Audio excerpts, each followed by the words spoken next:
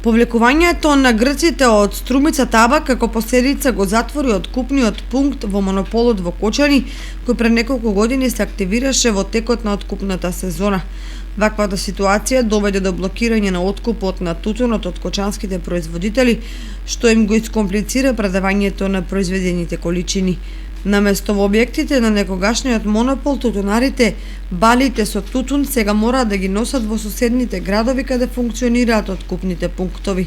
Новата ситуација им создава дополнителни транспортни трошоци на земјоделците, кои никој не им ги покрива. Тутунарите во шега велат дека добро е што сме малку на број и со мали количини, па некако ќе го продадеме тутунот, и потенцираат дека без квалитетни кооперативни односи нема реални можности за одгледување на оваа захтевна култура.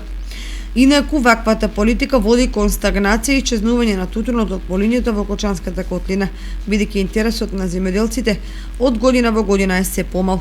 Годинава тутун одгледуваа околу 30 земјоделци, и тоа на мали површини, што е своевидна најава за негово целосно исчезнување од кочанските ниви.